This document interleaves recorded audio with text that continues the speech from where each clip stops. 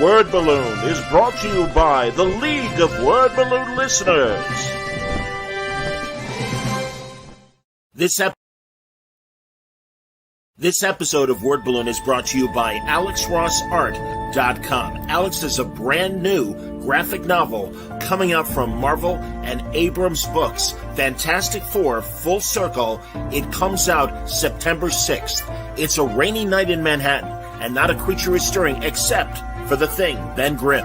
When an intruder suddenly appears inside the Baxter Building, the Fantastic Four find themselves surrounded by a swarm of invading parasites.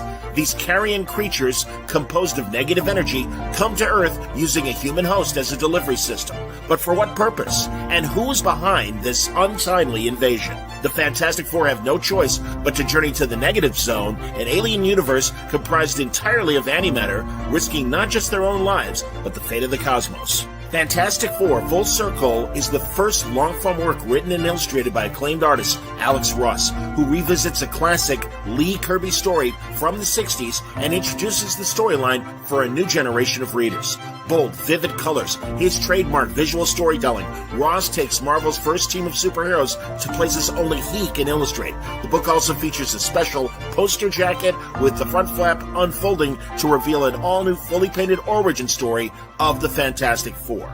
Again, Fantastic Four, Full Circle, out September 6th. For more details, go to AlexRossArt.com.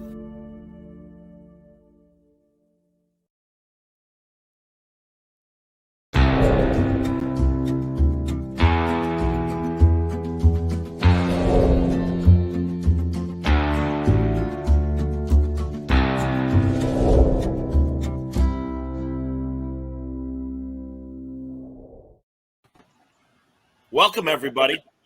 It's time again for the Kinescope crew to get together, and every now and then we like to talk about one of our favorite classic movies, and we got a great one tonight, man, from 1974. You saw the posters there, The Taking of Pelham 1, 2, 3. There's a couple of the posters. John Suntress here, Gabe Hardman here. We're joined by Tom Fowler. Good to see you, Tom. Hello. We got Ian Brill, and we got Jeff Parker. There. Hey, everybody. Tom. There. So, initial thoughts? I think this movie's almost too good. It's too good to talk about. It's too good. Right? Like, I mean, it sounds like, oh my God, yeah, we got to talk about Taking a Pelham 1, 2, 3. And then you're like, wait, I just like everything about this movie. So, yeah, we're all just great. But what do you guys think? I will watch any movie that was filmed in 70s or 80s New York. If I could Ready Player One myself into any world, it would be I suppose it would be this movie, but really just 70s New York. And I'm always a bit cautious to romanticize it because it was a very dangerous time. But I also think it's the height of Western culture. I really do. When I see just the style and the creativity and the fact that everybody's funny. That's one thing about this movie. It is exciting action. It's a great heist film, but like everybody's a cut up. And that's what's so great about it. Start with Walter Mathau and Jerry Stiller, and then on down. It doesn't mess around either. They get right into it. Unlike a lot of early 70s stuff, you know, there's no riding around in a car with a jazz soundtrack or anything. They're right into it with the. They don't need to. The soundtrack already blows the doors off. Yeah. As soon as the, what is it, Columbia? I can't remember. But as soon as that's done, then that bass line comes there. The tuba line or whatever it is comes in. You know, it's like I'm in everything about this. Yeah. I love it. You know? I've got the trailer. Gabe, did you want to say something? That's David Shire, right? Yes, the composer. Yeah. You'll see all the credits, boys, in this trailer. So to refresh people who might be watching, and this is if you've never seen the movie, my God, we are going to spoil. But some great scenes from Pelham 1, 2, 3 from the trailer. Here we go. 1:23 p.m.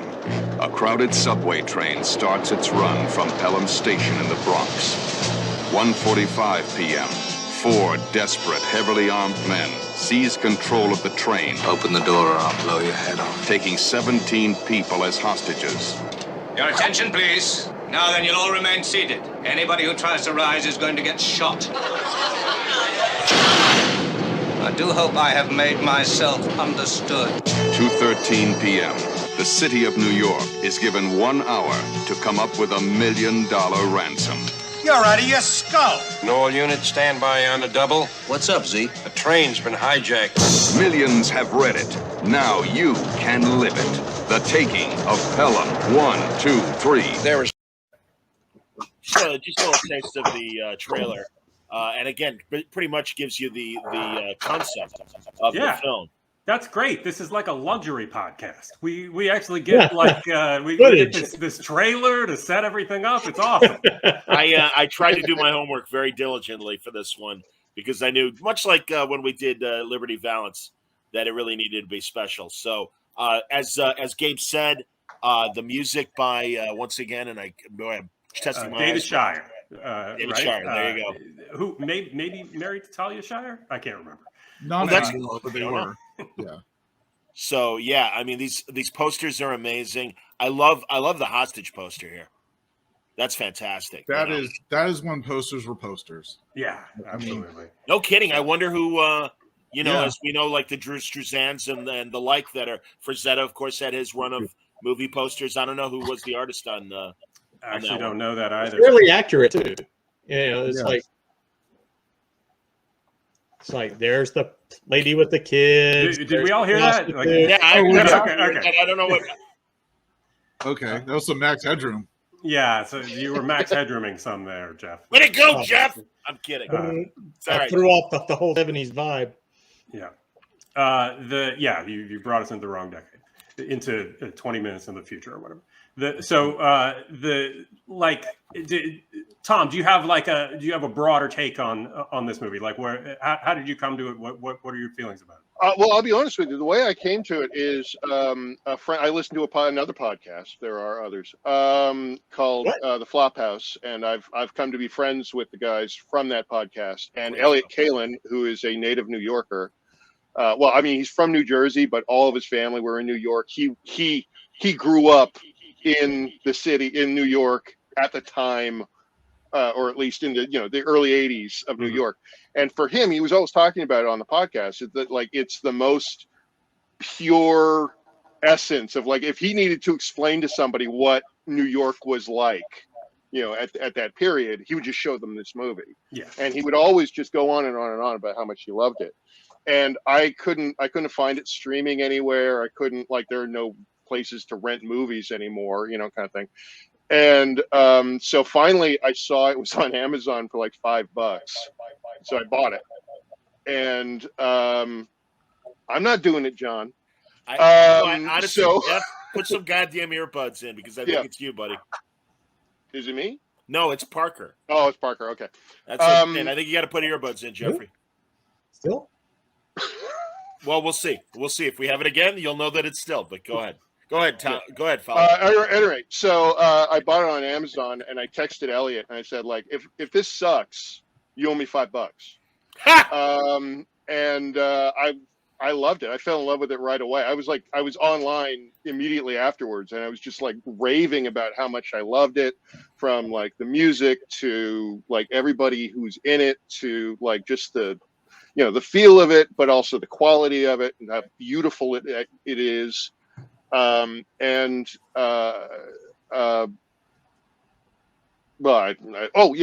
the things that popped up almost immediately, because I was talking about the score when I was originally talking about it online, was Kagan Mcleod, best known now for doing the intro graphics for She-Hulk, but also for his association with the history of hip hop and stuff.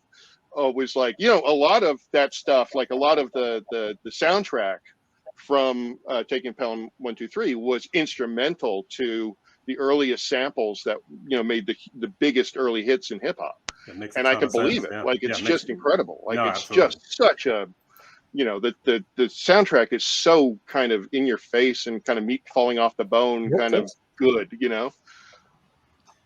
Yeah, I thought it was perfect about the movie because of the Beastie Boys. I mean, that is where a lot of people first hear about it, and then they go search it out. Sure. Yeah. And Tom, you were talking about how like kind of great the movie looks, which is a funny thing to say because it's so grimy. Like the world is so but grimy. that's the thing, though. But you feel it. It's visceral. Yeah. Oh yeah, you know, you do. I mean, I think it's interesting that the guy who like the DP Owen Roizman, he also shot French Connection and The Exorcist, and those movies are. I mean, it's like. Because I was going to bring up French Connection as well, because it's the other one that feels that way for me. It absolutely That's the opening sequence of The Rescuers. Yeah, and but I think that this one is actually like it has a little bit. The French Connection is all handheld, and the operator was like a documentary guy, and it when they shot it with even less available light, and and it has.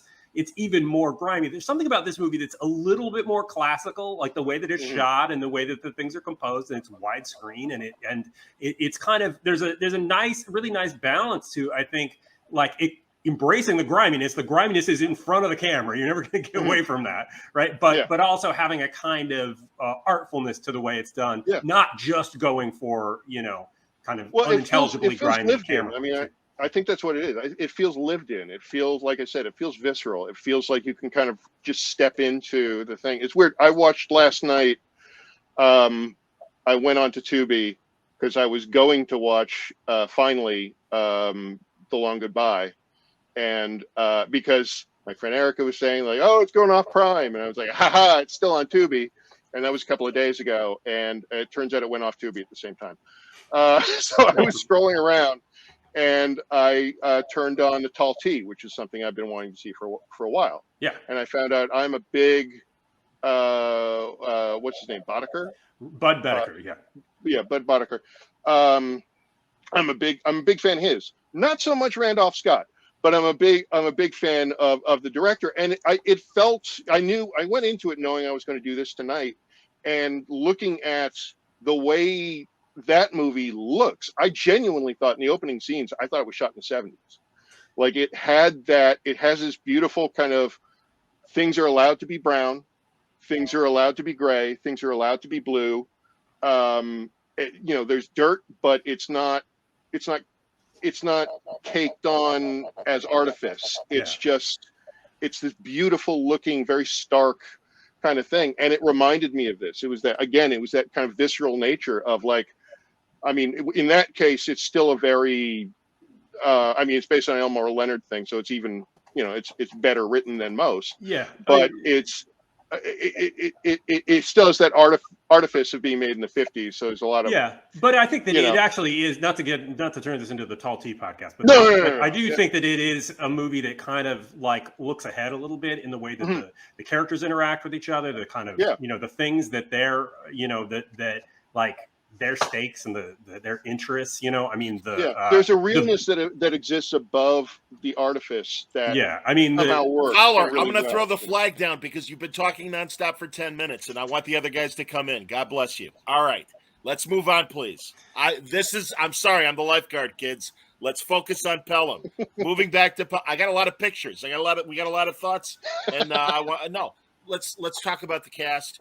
First of all, real quick. Howard Chaykin would have said the same thing that Ian said in terms of if he always said it about The Deuce, the HBO show, that if you squint really hard, he could see himself in the background. And that is that visceral feeling.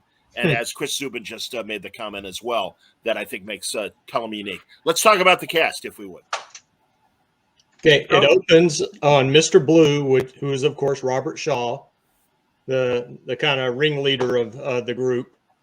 The tough guy, the first you see of him is he's watching the pimp come in and just kind of sit around grooving on himself because he looks so good. By the way, I never thought of that guy as a pimp. That's what he's listed as. Yeah, is he really? And they refer to him that just like the prostitute. They call her the prostitute. And it's like I just thought she was stylish. Like. Well, it doesn't. I mean, it doesn't overdo any of that stuff. It doesn't. It doesn't shove that stuff down your throat in the way that. I mean, that's a prostitute. Don't kid yourself. She has a very they make it very explicit in the movie that that's the case. But I'm just saying, like, it's not a, she's not wearing the most ridiculous. No, they didn't go way top with any of them. And I love it because your first little inch is him turning around. Hey, dude, ain't you never seen the sunset? And then Shaw just gives his vaguely menacing smile. Yeah, and you almost think he's going to let him off. Exactly. Yeah, he's like, I like this one. He doesn't need to get on. It's just he's just looking at him because he's going to be on the train and he's sizing up everybody who's about to be on the train with him. And the fact that they all are dressed kind of like dorks, like with the fake mustache and mustaches, hats.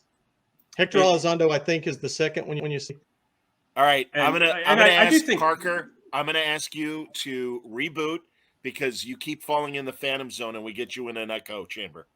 But we also, we do also see Martin Balsam really early, and and I think that he may even be the first guy we see. I'm not sure, but it's the way that it leads you into it, not hitting you over the head with who these people are, just going, oh wait, these guys are dressed the same. What's going on? Like it's it does get going relatively quick, but it doesn't just set the table for you in such an obvious way. It just kind of lets it happen. And even, everybody isn't, even the Walter Mathau character doesn't come in instantly. We find him asleep. He's a schlub. There's nobody glamorous in this movie whatsoever. Even if we're hindsight looking at it as a little glamorous, it is Schlubsville, USA. A movie is good if Tony Roberts is the best looking person in the movie. Absolutely. There he is. Also, I can't exchange. Absolutely. I cannot talk about the greatness of Walter Mathau in this without talking about the yellow tie. The yellow tie is like I don't know what it means, but it's so important, Absolutely. It just makes him stand out. It's gorgeous. Yeah, it's like one little bit. It's like this guy has, or at least this guy thinks he has style. Yeah, so he's going to come to work peacocking, but he still looks as horrible as everything else. In the 70s, I made the point with Tom's son, and we'll play his review. Graham, he talked about it, and I compare it to Barney Miller because really it's the same. Yeah, which Graham probably had no idea what you were talking about. That you show him that, Tom, because truly I always called Pelham 123 Dirty Barney Miller. It's like an art, because it's world weary cops dealing with a weird situation, but very naturalistic in terms of their acting and everything. And I love that about both Barney Miller and Pelham 123. Well, the thing that really struck me, and it's the first thing that struck me when I watched it the first time, and it struck me again watching it this time, is so many of the people that populate, so many of the actors that populate the film, I really only previously knew from my childhood as working actors on TV.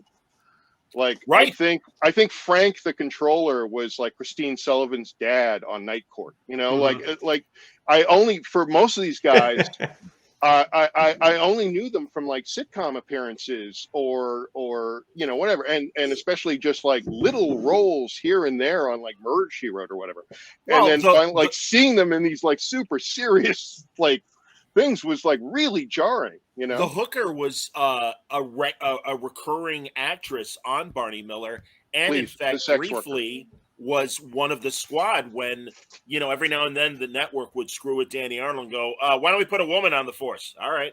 And she was there for like 3 or 4 episodes. They didn't see a change in the ratings, so they yanked her.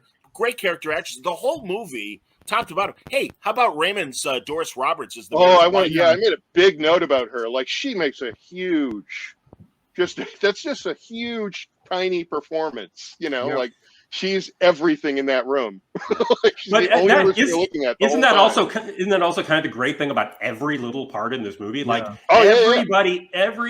are a million, every development executive or whatever would tell you had to take all of these characters out of this movie because there are a million characters in this movie. But every one of them gets to have just a little moment that makes them individual and makes them something. Those two cops who are waiting for the money when they bring the $1 million out, and he's like, "This is all," like whatever that little exchange they have is just it's just such good stuff, And even these two cops. That was Kenneth McMillan is a great actor. And, this is Kenneth McMillan and Julius Harris, I believe. Yeah, I think that's right. Yeah. From Live and Let Die. Teehee, as Gabe knows him. That's that one. Right. Okay. Yeah. And he's in not Uptown Saturday Night. Let's Do It Again, the Sidney Poitier Bill Cosby movie, and he's one of John Amos's torpedoes as one of the gangsters in that. He's also in the Fred Williamson, Larry Cohen, Black Caesar movies, which are also movies. They are. Yeah, I agree. Yeah. Top to bottom, some of the best character actors in the business in this movie. Mm-hmm. But they're all like the writing is so everybody tight, has their moment. know who they are immediately. Like, and no two people in this movie are the same person. Yeah, which is also really great. Like, there's no kind of stock. Like, you look at most movies nowadays, you can put any line in anyone's mouth.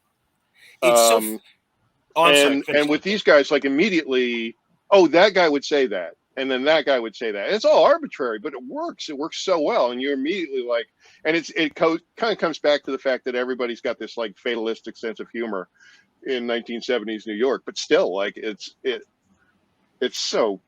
I mean, I don't know how to say it's great. But it also, I mean, it is a plotty movie. It is a plot-driven movie. It is not a character study by any stretch of the imagination. But and that's why they just get it out, like, right. But quickly, that's just why it's so important and great that they're able to just delineate these people so simply, so that it doesn't feel like we're just watching a bunch of robots go through plot mechanics. I do like the way they do the walkthrough with the Tokyo train men who come in, who totally hawk Tenant Garber by acting like they don't speak English, so they get him saying all kinds of crap and racist stuff. All right, dummies, come on, let's go. And then he walked through doing his whole thing, and he's being extremely New York. It's so great to listen to, and like he's saying things that even though they do understand it, like they're not going to understand like what the cops are for. And when he says Michigas and stuff like that, he's just. I do love that thing where he's just listing all of the horrific things that you'd have to run into, and one of them was just Michigas. Like, well, it goes murder, rape, then Michigas. But here's the thing, though, like, it informs a runner for his character, which is making assumptions of people, because he makes the assumption about them given no evidence. Right. He talks himself into the cop being a woman. Again, given no evidence, and he is and I was tracking it through the thing, and he immediately shoots down the Daniels when Daniels is like, well, what if they get off the train? He's like, well, I know all about trains. The dead man switch, but it's this kind of thing, and it's about him kind of like going. That's the one thing that he doesn't get tripped up on. It's kind of like he learned his lesson by the end to be like, oh wait, no, I was wrong. Let's go back. Well, but it also makes it great that he's making fucking mistakes throughout it that help that keep things going. But we don't. But just he doesn't have to be the fucking like the hero of a Tony Scott movie, say, who like 2009 Denzel movie, exactly. Like a Denzel Washington, if you will. Well, sure, Denzel Washington, great actor, but it's a shame. I know. But come on, like it doesn't have that kind of desperation to it. That love me, everybody has to be like a badass who's perfect at their job. Like this movie can only happen because everybody isn't perfect. But also he's able to show little bits along the way. Hold on, Tom. I also want to point out there is the 1998 Pelham starring Edward James Olmos and Vincent D'Onofrio as the Robert Shaw character. And I haven't seen it, but it is available on StreamPix or SteamPix. I forget what it is. But that's one of the Xfinity movie channels and stuff. I'm sorry, Tom, please. I just tried to find that as well, but I just couldn't quite get any of the things that it streamed on. Yeah, I was interested too, but go ahead. Yeah, I was just going to talk about it. He gets these little moments of brilliance that keep you along with him, like the bit where he realizes, like, oh shit, they don't know they're at the station or not. We have a couple more minutes, kind of thing. Which is a great moment. There are these little victories along the way that are just like by his fingertips.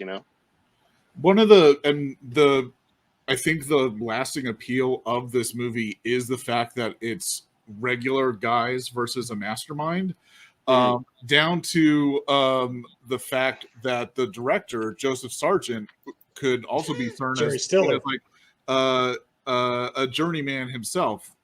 Joseph Sargent started in TV, and in fact, we have a Star Trek connection. He directed...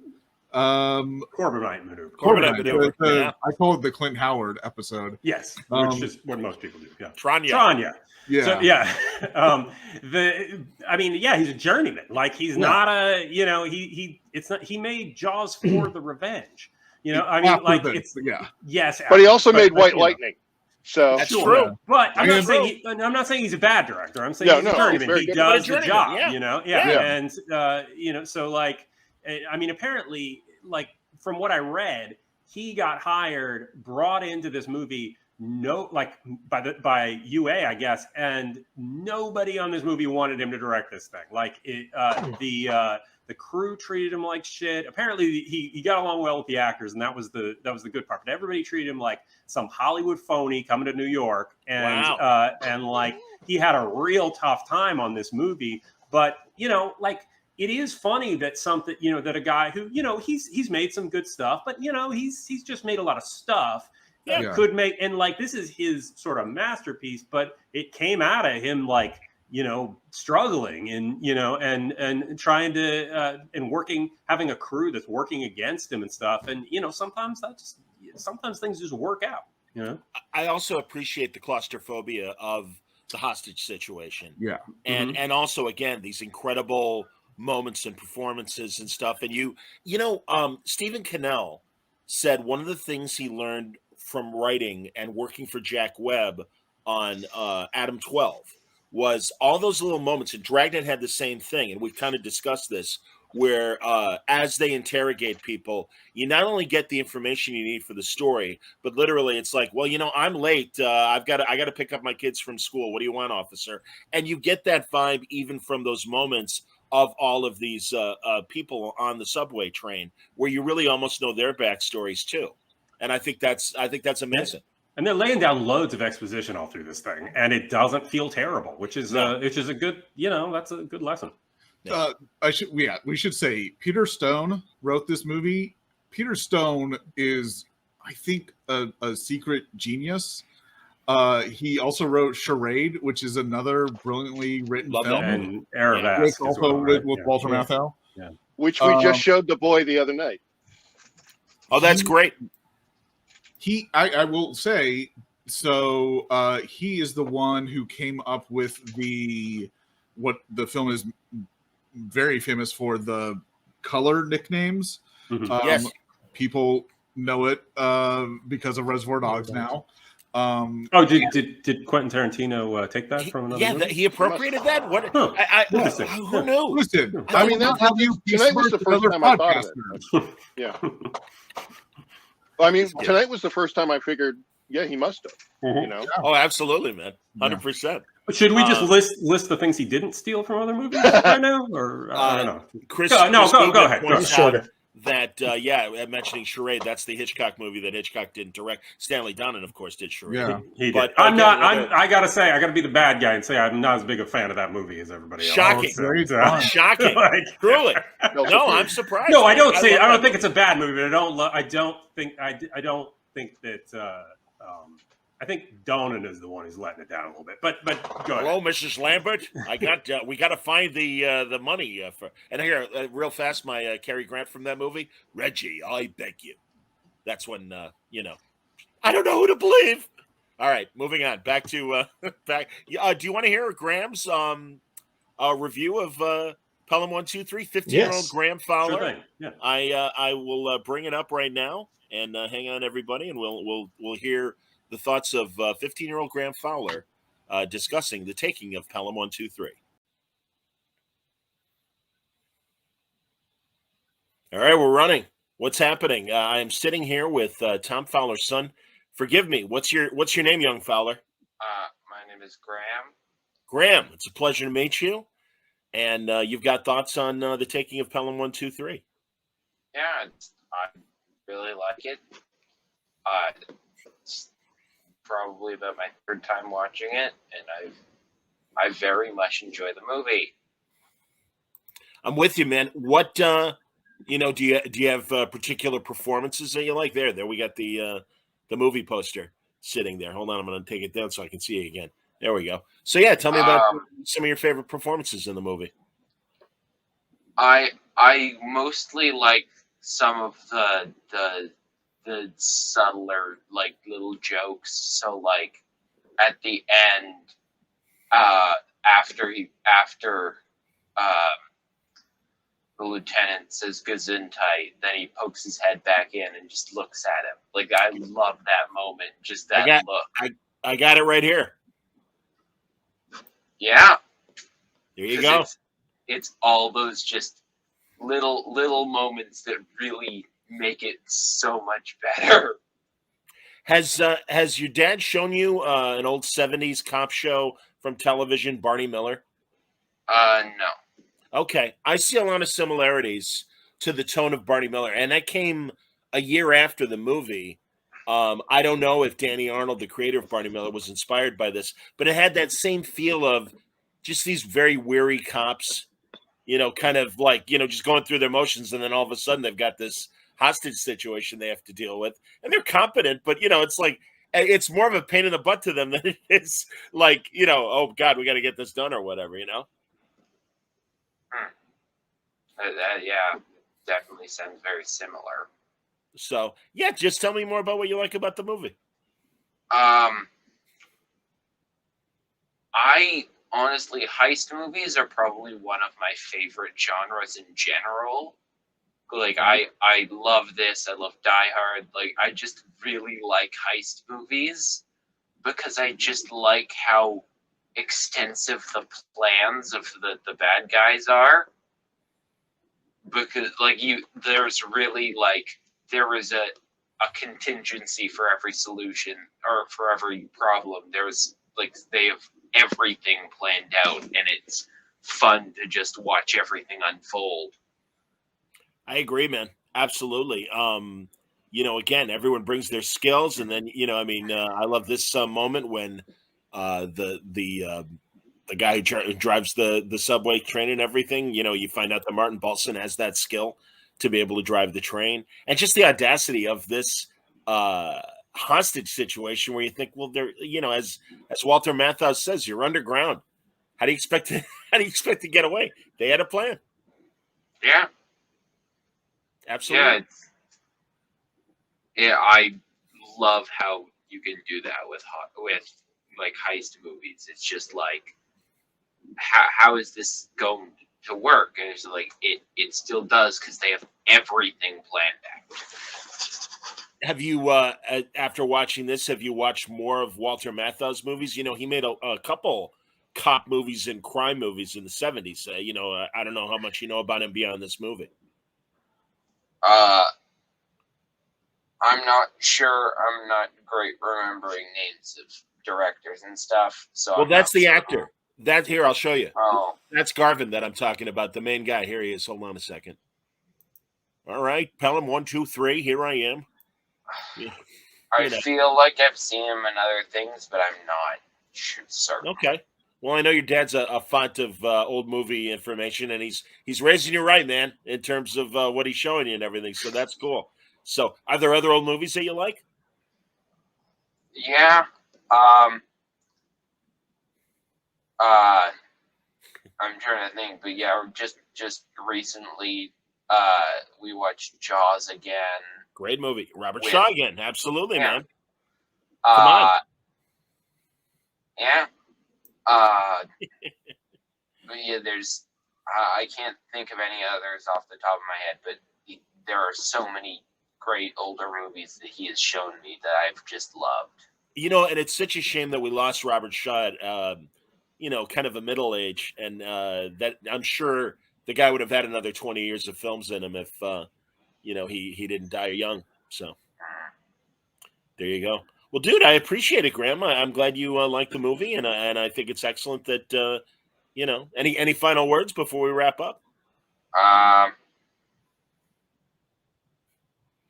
Not really. I just really like the movie.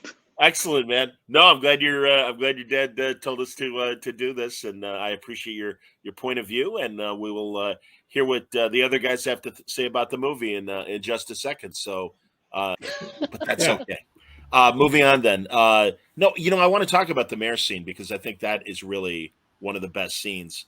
And again, a little mini, problem in itself. Also, kind of presaging. If you watch this film, you think of Ed Koch, but this is like 10 years before. I know. I was thinking about that too. Yeah. Like, it's not like Ed Koch was the model for this thing because it's it's John Lindsay. I think he came in 79.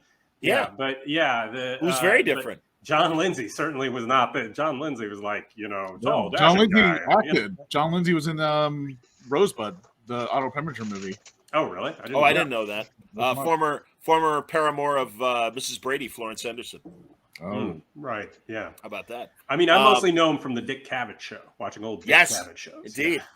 Yeah. But again, this little mini, thing with the mayor and Doris Roberts and of course Tony Roberts, and even though I know the mayor's name isn't Max, you got to do the Woody Allen thing. Max, for God's sake, you can't let these people die. You got to pay the money, and it's so. And of course, Doris Roberts is just like, well. You do this, you got 11 votes. And it's like... Yeah, that's one of the most important pieces of dialogue. That's what gets us to the end of the movie. Hilarious. She becomes the most important character in the movie, you could say. And, well, at that moment. Yeah, and nobody does the badass thing. They give in. They're like, all right, fine, we'll pay you. It's all very human and naturalistic. Yeah, it really is. I mean, it's again, that's what makes the movie so great. And especially when the cop car delivering the money crashes. Yeah. And how much is $1 million 1974 in 2000? That's a good internet question. Stand by. I'll try and look that up. Well, I did nerds because I care about all of you. I watched the 2009 one. For the most part, and it's. In that movie, in 2009, they make it $10 million. And, they have a lame little line in there where it's like, oh, $1 million just sounds silly or whatever. It's just like desperate kind of like backpedal writing. Exactly. Yeah. Is it set in the 70s? No, it's set in 2009. And like they inexplicably have internet in the, the Wi-Fi in the, in the, hijacked train car, even though it's at other points they say they can't use a cell phone. It's all a bunch of nonsense. It tries real hard to kind of bolster all the things that people think you need in a movie now that they definitely didn't need in the original movie. Giving people like more connective backstory, and it's John Travolta playing the Robert Shaw character who is doing the opposite of what Robert Shaw did. He's like talking a lot. He's like, he's oh my God, being a badass. He's doing the blah blah. Like they're shooting people. They're doing like it's. Yeah. Drawing lots of attention to himself. It takes away all of that kind of cold, cool thing that Robert Shaw does that really anchors the movie to me. One detail, you may have mentioned it part when I ran out to beg John to let me back in. Yeah, sorry. I love the fact that everybody in New York's doing the New York Times crossword. Good guys, bad guys, it doesn't matter. Like Jerry Stiller won't down the paper to talk to anybody. The crossword, someone else is doing the crossword. It's a recurring thing. That's the cell phone of the time. Right. And Shaw brought a little book of crosswords, right? I mean, like that's like a character thing for him. He's like, it's a lot of downtime. Yeah, I got it. Yeah, they planned ahead. Who didn't want to just sit there? Like this is part of what makes it so great. It's not these people are existing off camera when we're not looking at them. Yeah. Now I think a lot of this is shot in a closed section of track. They were finally able to get to use, and I know a lot of things make mention of the fact that the MTA wouldn't let them show graffiti. Yes, right. Because they didn't want to encourage that. Yeah. But I just wanted to say I was recently in Manhattan. I was going through there with my dog, and we were riding the subways, and I was surprised. Like, this still feels the same. It's like people look different, and they're all looking at phones, but the hot, sticky subway, like, it's still just like feels exactly like the movie. You can't not think of the movie when you're all right, there. Parker. I hate to say it, but your system's screwed up, buddy. You keep echoing, and it's not going to be a pleasant thing. It's not me. Stopping? Are we? No, I'm not. No, we're not stopping. Okay. I just unfortunately, I think Jeff, I don't know what to tell you, buddy. But okay. What do I sound like now? Okay. Does it sound bad? No. It just comes in and echoes at certain points, and then, buddy. Then it just steps on what you're saying otherwise. Yeah, and forgive me, buddy, but my concern is it's not very pleasant to listen to. I don't know, fans. Any comments on that? Everybody's laughing. So yeah, there's definitely like 80s hip hop, kind of like rapping Reagan kind of feel to it. Yeah, it's Max Headroom. I mean, as someone said. I don't get it. I don't have anything different going. I think you're having a bad internet night. I think it's just I think it's just the connection. Jeffrey. So sorry, bud. I'm gonna get look at that face. I know I feel terrible. Just put my little thing about Ben Stiller up at the end.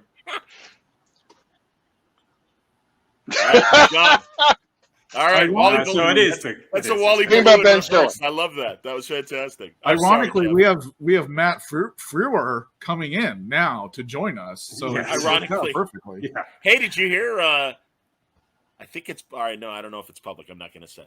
Okay. I thought they announced the new Max Headroom, and then we know the guy that. Chris Cantwell.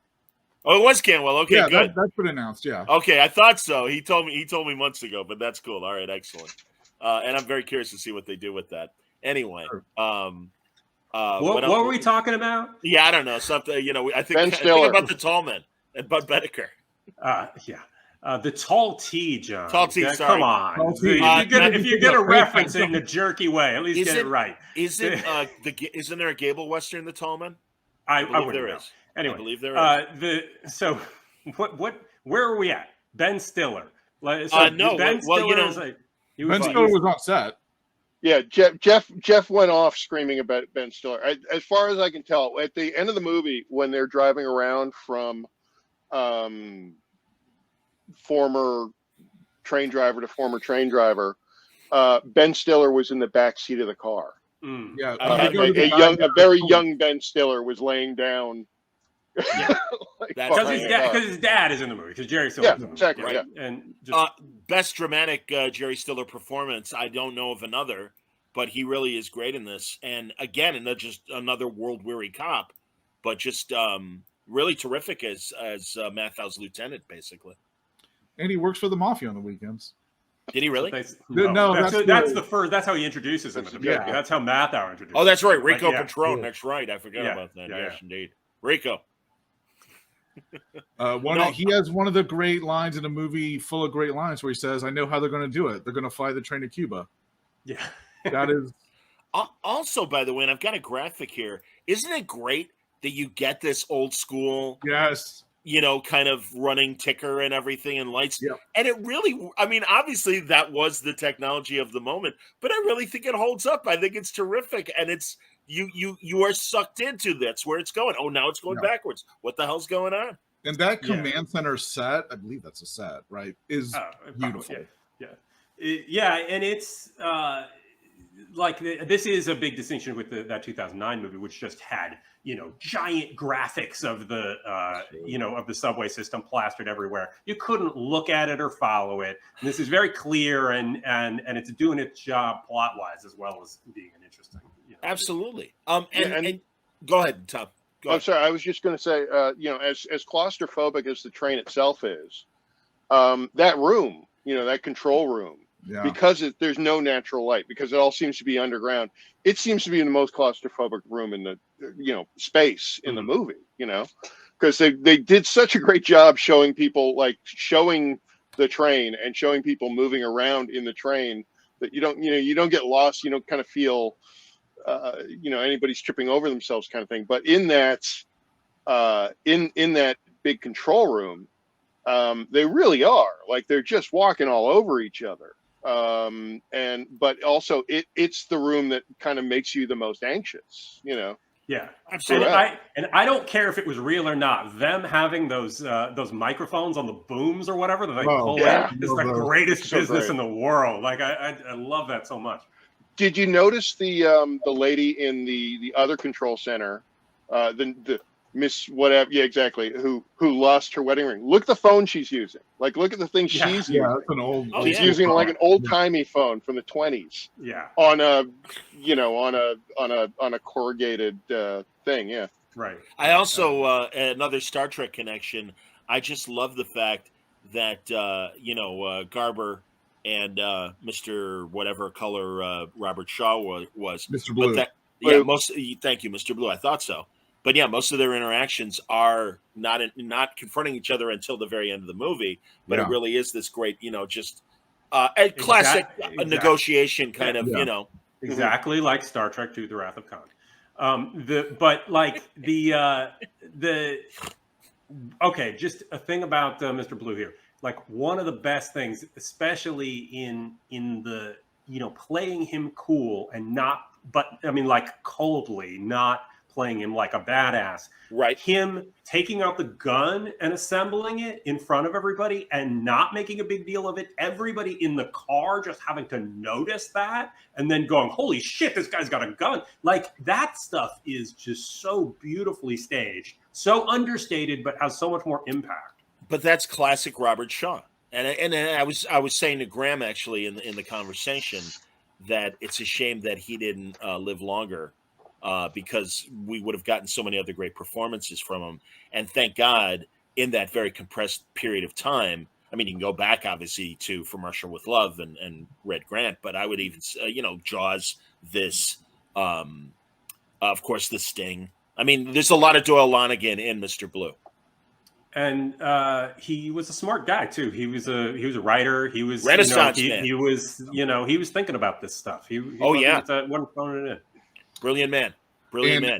Another actor that I think people maybe kind of underestimate, but you see how great he is in his scenes with Shaw, is Hector Elizondo. Mm-hmm. Yep. Who plays Mr. Gray, not to be confused with the villain of Stephen King's Dreamcatcher, Mr. Gray. Very different thing. As this he's the opposite of Mr. Blue. He's just this total creep who was thrown out of the mafia, is what they say. Yeah. I didn't actually hear that line. I didn't hear the end of that line when we were watching it tonight. But again, it's like he establishes his character immediately with that leer at the. Yeah, he's not even the prostitute lady, but one of the other ladies. Yeah, and being able to differentiate these guys is good stuff too. Yeah. I can't believe I didn't post. I meant to post a picture of Hector. And I will try and do it beforehand. Of course, also the chilling end of Robert Shaw. Oh, God, that's you can kind of see it there.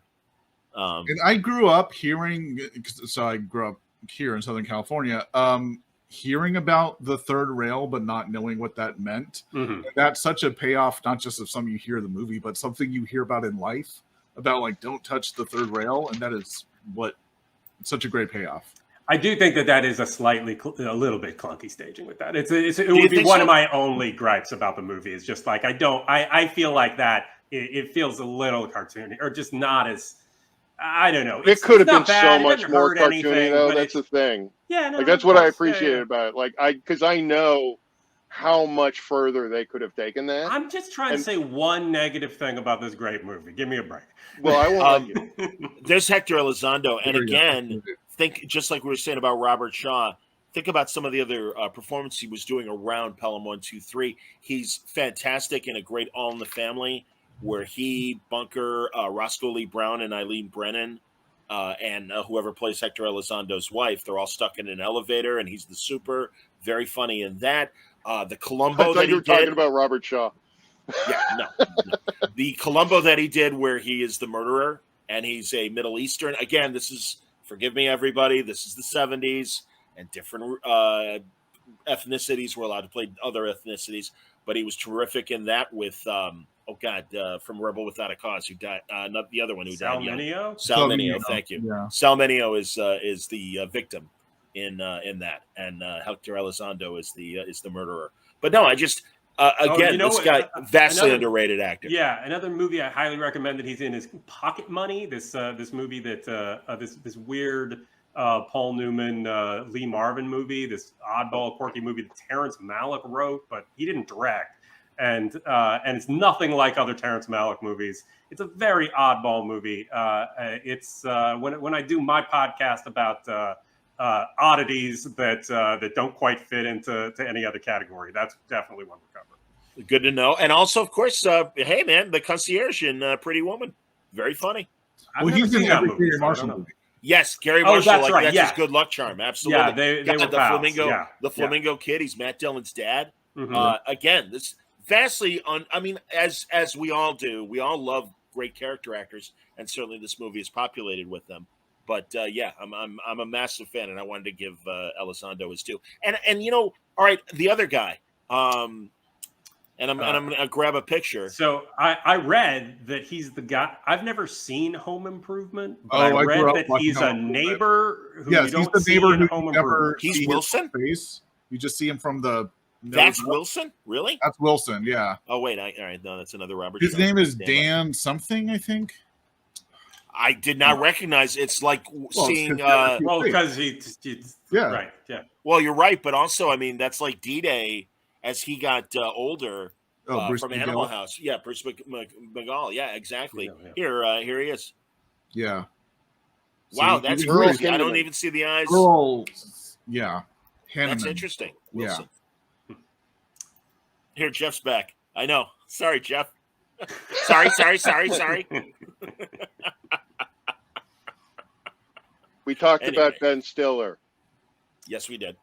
Yes, we did. Sorry. Yes, we finished that thought for you, Parker. 100%. Jeez. House of Varys tonight, boys and girls. I'm very sorry, but we're still talking about a tremendous movie.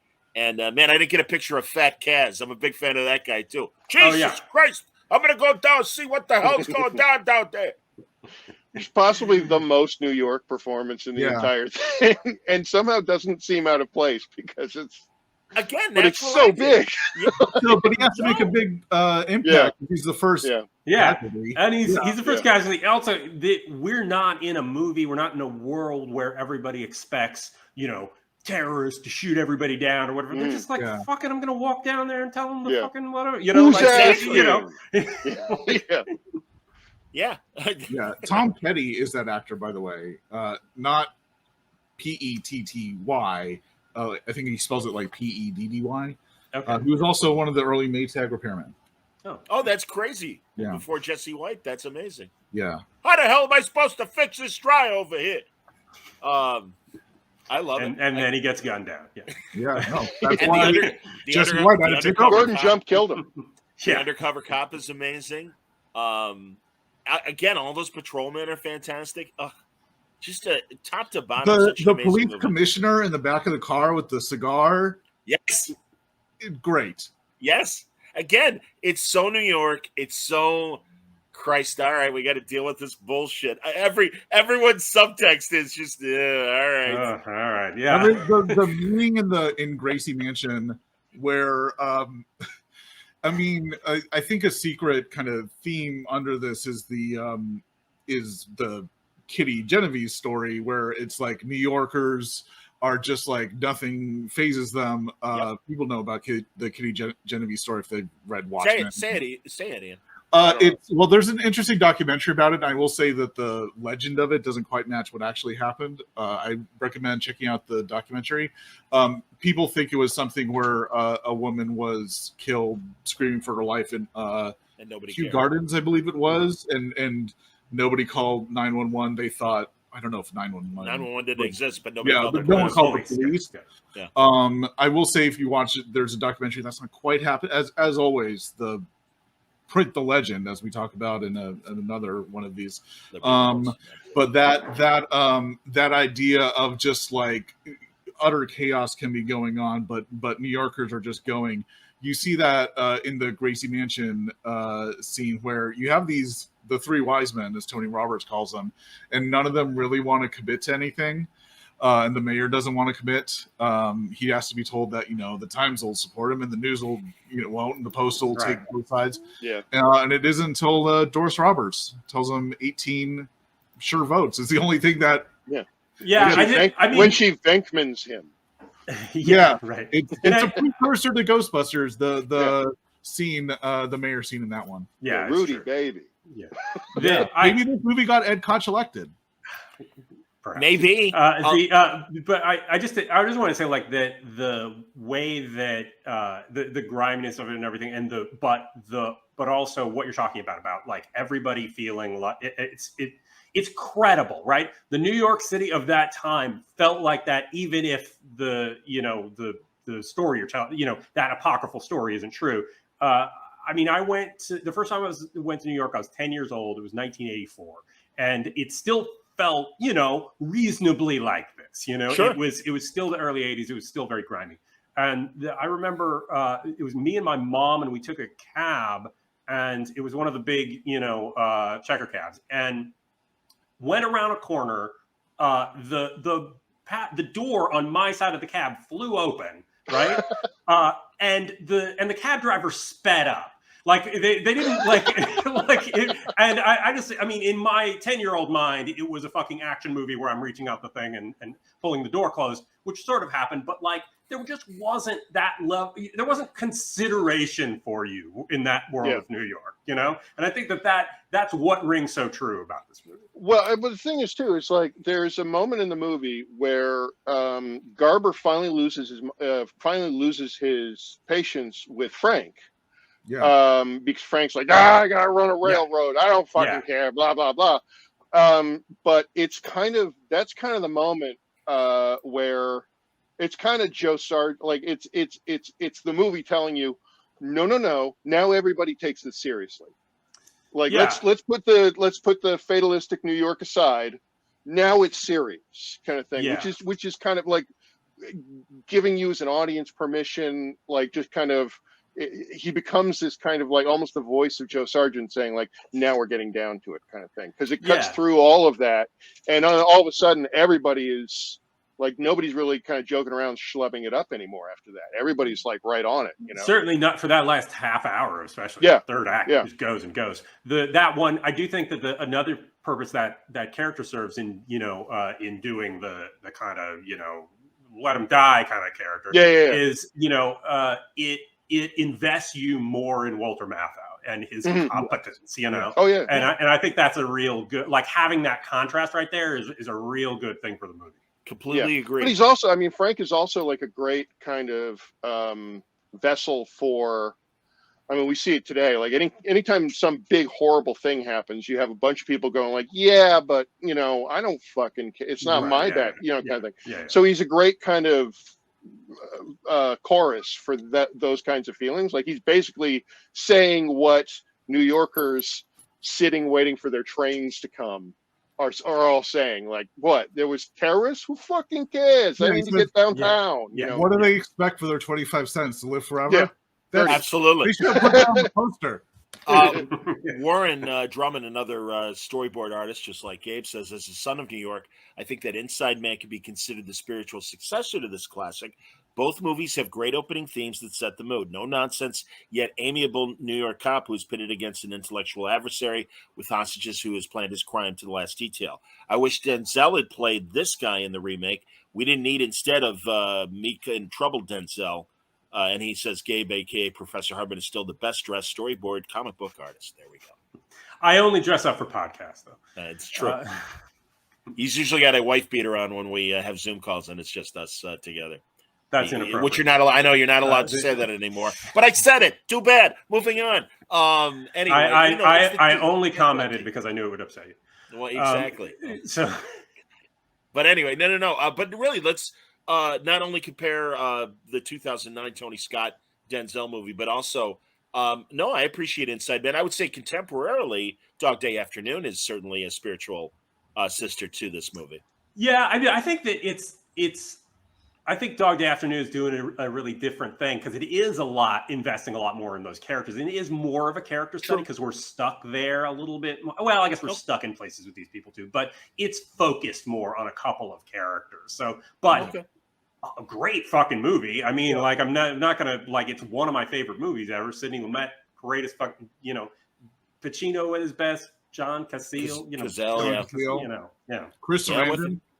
Yeah, Chris Sarandon is great in it. Yeah, absolutely. Lance There is Henderson. one of the Dog Day Afternoon has one of the ultimate New York bits, like New York coloring, in that film that I love, which is one time the cops are calling into the bank, and Al Pacino picks up the phone. He just says, "WNEW, we play all the hits." Yeah, that is good. Love it. That's what is like. Everyone's funny. Yeah, right. And also both movies reference Attica. They there's a kind of throwaway line in this about you don't want another Attica or whatever, and the Attica moment is one of the great moments in when Pacino gets the crowd going chanting Attica is one of the great Dog Day Afternoon moments. I'm sorry I didn't have time to watch the 2008 movie. Fowler hasn't seen it. Dog Day, okay. But I'm sorry I haven't seen the 1988 Pelham with Edward James Olmos and D'Onofrio. I am curious, Lorraine Bracco. It was a TV movie. Yeah. And again, 98 maybe? 98, yeah, did I say 2000? I meant 98. I meant 98. But yeah, I am curious to see it because, again, we say Joe Sargent being a TV director, this easily could have been a TV movie. And I don't think anyone would have blinked. But I think that it's. But I think I'm glad it's a big movie. Yeah, I do think there is a really important component in it that it's a feature, that it's widescreen, that it has that we can. I think it almost could be, and widescreen is apart from the fact that you're photographing trains, which are long and thin. Widescreen is a kind of counterintuitive idea for a movie that's all in very tight spaces. But it does also let you see a bunch of people in the frame at the same time and, have them all interact with each other in a way that is a lot harder to do on TV, especially TV of the past, where you were all crowded into this 1:3:3 shape. The square, and it creates, especially even now when you watch on these widescreen TVs, because they're not calibrated for 2:3:5, is there's a subconscious thing of making it feel small, where there's just two black bars at the top and the bottom, and that immediately tricks your brain into thinking things are more cramped. And that is one of the great Joseph Sargent's little cool moves that he did. Cool guy, Joseph Sargent. Colossus, the Forbin Project. Oh, true. Yes. Love that movie. We could wrap, not just Jaws 4. Oh, I'm sorry. It's not just Jaws 4, but also Tom hasn't seen. Also, I haven't seen Colossus. No, and it's not streaming anywhere in Canada. There's no way I'm ever going to be able to see it. Okay, I don't think it's even available to rent here. I'm just going to say that Jaws 4: The Revenge is a sort of bizarre fever dream that's not. It shouldn't be dismissed the way it is. I think there's something interesting about the movie. It's a terrible movie, but like I think that it is. You can't look away if you watch it as a sort of fever dream of the of Brody's wife. It really, really works. Well, apparently, I love when Michael I'm not apparently the book of Jaws 4 has like a voodoo subplot that makes it all make sense. That's hilarious. I just love that Michael Caine would say, "I did it as a favor to Sid Sheinberg because his wife needed something to do." I'm pretty sure that when Michael Caine was accepting the Academy Award for Hannah and Her Sisters, he was doing it remotely from the set of Jaws 4. Yeah. So like that impressed me a lot back then. I believe he has the quote where he says, "I've never seen Jaws 4, but I've seen the house it bought, and it's very nice." That's the classic quote. Yeah. Absolutely. That's awesome. All right. So for our Sid Sheinberg podcast. Yes. Our Lorraine Gray podcast, or Gary. Wait, what's her last? Oh, forget it. It is Lorraine. Yeah, I forget. She's great in 1941, honestly, as Ned Beatty's wife. That one's great in 1941. I think that I think we more or less did this though. And, we beat this dead It horse. is a great movie though. Like, I mean, there's only so much, you know, in a certain way. Like, if we ever do one of these again, we should pick a movie that has more flaws so that we can, you know, so pick it apart, complain more. You know. Well, yeah, but again, I kind of like, because my fear is that the younger generations may blow off certain, you know, films. Oh, yeah. All those younger generations who are watching this podcast or this YouTube-y thing with a bunch of old guys like talk about how much they love a movie from the 70s. I've seen the Edison survey numbers of my demographics, man. Okay, so, well, good. There you go. Yeah. Chikoro has given us the Michael Caine quote. Yeah. Sir, all right. I don't know. I think there are enough podcasts of people shitting on movies. Yeah, I'm not talking. I mean, no way talking about shitting on a movie. I'm just literally talking about anything that has stuff to criticize because this is such a great movie. We should just run through all of Joe Sargent's stuff. Yes, the Sargent cast. There's a couple guys already doing the Sargent cast. It's are there? Okay. The Sargent cast, absolutely. Let's hope so. It's called Three Stripes Over Hollywood. The Sargent cast, absolutely. The ending of this movie, we have to talk about the ending. Yes. Now. End without talking about the ending. It is perfect. First of all, the idea of Walter Mathau and Jerry Stiller as two cops, I just want that. Like, I'm like, this could have been the whole movie. I would have been satisfied. And the great scene with Martin Balsam, where they're at his apartment, and there's basically and by the way, his apartment. Yeah. Talk about lived in. I mean, I think somebody died there. It's like on the fridge. Oh, God.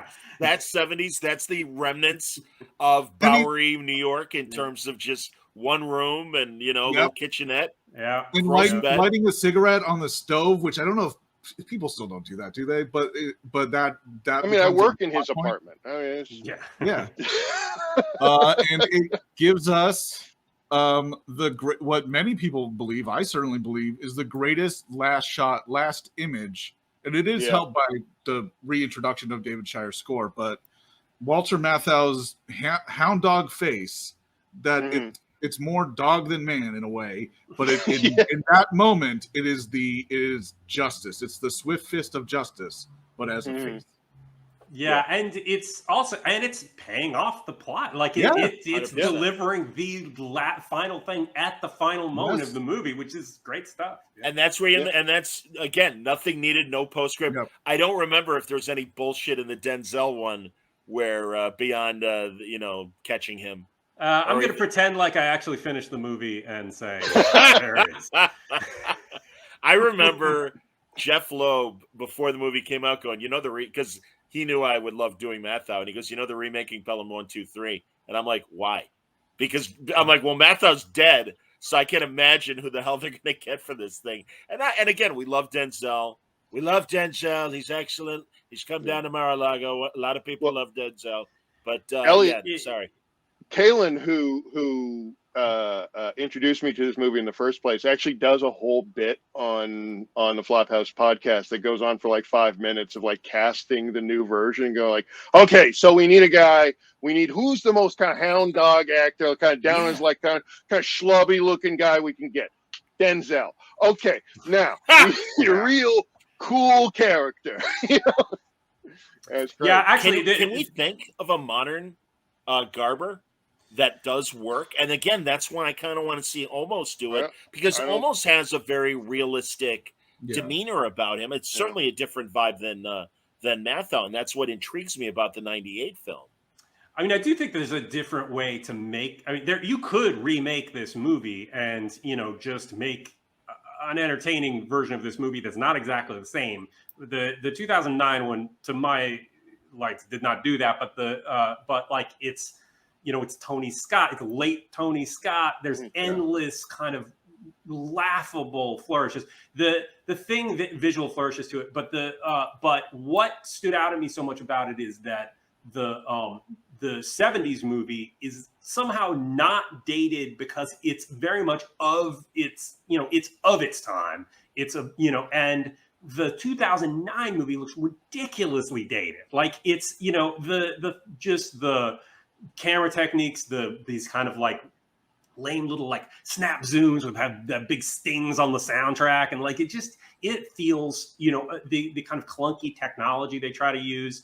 The being able to make a movie that is 100% of its time like the original one, but doesn't play as dated is a feat, you know.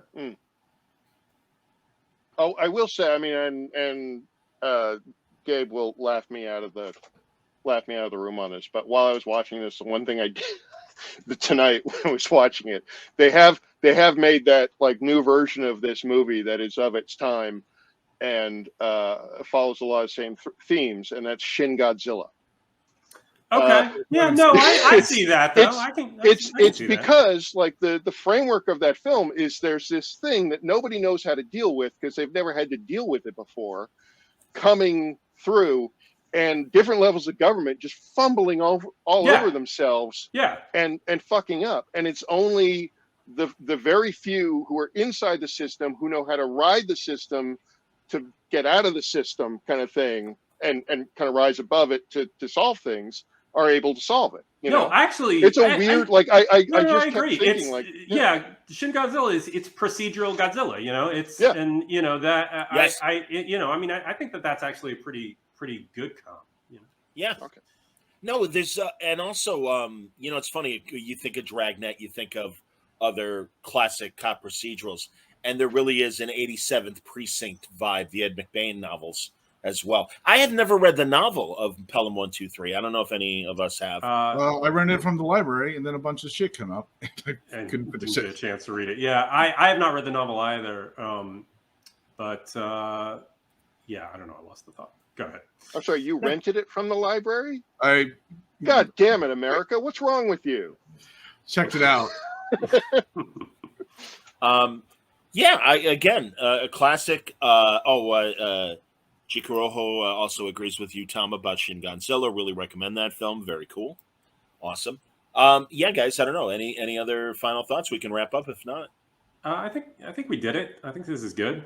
There you go. We covered. We pretty much covered everything on my little piece of paper. That is interesting. Parker does have a modern Garber in mind, and that's Sean Turturro. And he's in he is in the 2009 movie. It's just that the way, you know, it's phony fucking movie bullshit where he's like the hostage negotiator and like they, you know, and it's everybody do, you know, it's just all fakey shit instead of a bunch of people trying to catch up, doing their job, trying to deal with something that, you know, they're a little out of the depth on.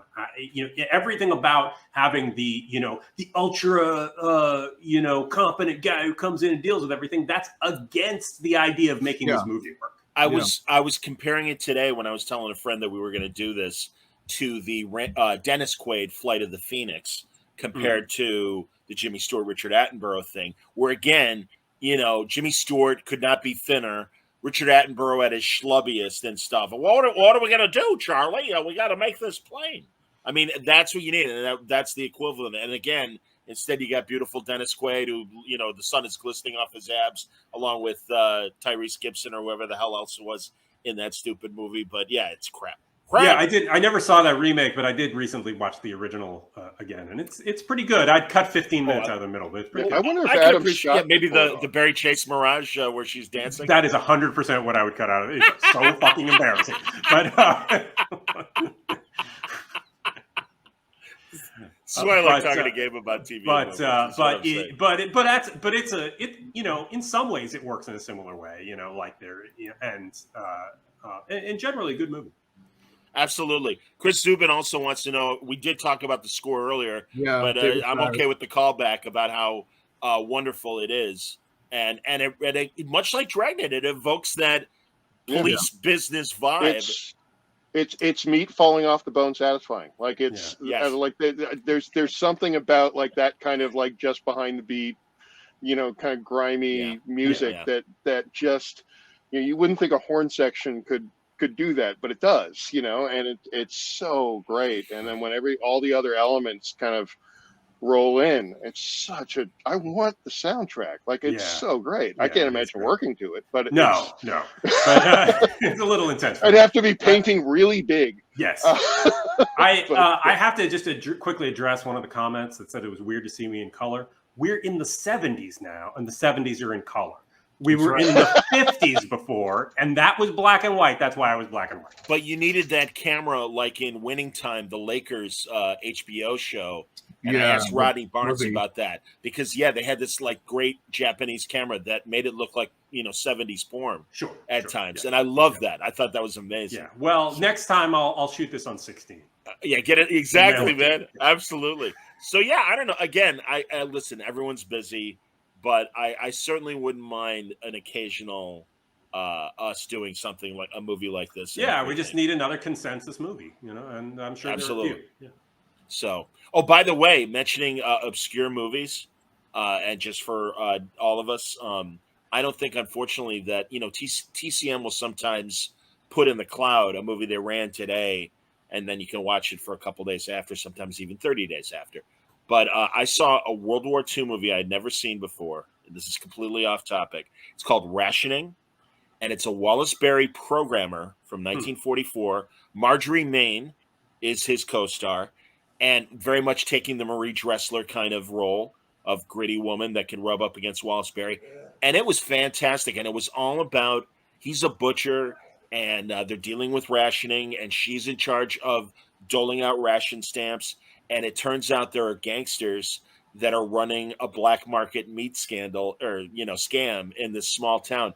And Wallace Berry is this, it does kind of synonymously feel like Pelham 1, 2, 3, because he's this fat schlub of an old man butcher, and he's going to get to the bottom of this, and he basically is, the lead detective adventure guy, and fist fights and everything. It is so good. It blew my mind. And Donald Meek is in the movie as well. Lots of great character actors. 1944 Rationing. Wallace Berry wrestling picture. What do you want? A roadmap? Yes. And just before we close out, I do, just because Graham wanted me to say this. I know we didn't hear any of what he had to say, but other people will. The movie that he was trying to remember that he couldn't of older movies that we've shown him recently, Witness for the Prosecution. Okay. We showed him just last week. Ty Power, and he loved it. Of course. Elsa Lancaster's husband, of course, Charles Lawton. Charles Lawton. And Elsa Lanchester. Indeed. Yes, as the nurse. That's right. And God, Marlena Dietrich, a tremendous 50s performance from Marlena Dietrich. Tyrone Powers being Tyrone Powers. But it's cool because... if you're ever looking for a weak point in the movie. Yeah, but it's a shame because if it was 1940s Tyrone Power, it would have worked. But it's, I'm a young Lothario that I'm scamming old ladies. And it's like, yeah, what are you, 50? It's like what Jackie Vernon or Jackie Gale used to say about Bonanza in 10 Men. And he's like, you got a 50-year-old father with three 45-year-old sons. And it's like, yeah, pretty much, man. Also, Billy Wilder movie. Just because nobody mentioned great Billy Wilder movie. And also it has that great postscript of, if you've seen the movie, make sure you don't spoil the ending for other people that might want to. I told Graham, I was like, don't get up yet. Don't get up yet. Okay, read that. That was great. That is a great movie. I love Witness for the Prosecution. See, again, that might be another one that we might want to pursue. Because I would be for it. So that's great. It's on Tubi, baby. We'll make a list. We'll make a 100%. List. Well, again, and this one ends. There was some talk about not being able to find this, but at least in the U.S., this is on Amazon Prime right now, and you don't have to. Yeah, well, it's also and outside of the U.S., it's on Tubi right now. Yeah. It will be you should definitely watch it. You don't have an excuse, But I would highly recommend. Kino Lorber did a great Blu-ray that, first of all, I'm always saying physical media is better than streaming. Indeed. Kino Lorber did a great Blu-ray that they interview Hector Elizondo, they interview David Shire, they interview Jerry Greenberg, the editor. I'm buying this. And there's a great commentary by. That's what I heard. Yeah. By Pat Healy and Jim Healy. Pat Healy's an actor. He was actually just in Better Call Saul. He was just in Better Call Saul. I just went to see a movie that he introduced at the American Cinematheque. It was Sahara, another war movie. Not cutting Ian off. He can come back. But the Humphrey Bogart, I'd never seen it before. Great Fun movie. to see in a theater. Yeah, Pat Healy introduced that movie. Very cool. Oh, very cool. Yeah, it's a great commentary. My Blu-ray doesn't have any of that stuff. Possibly why it was $5. No. But still Blu-ray. It's a beautiful print. Make sure Kino Lober, everybody. That's the one that's got all the bonus stuff on it. Very cool.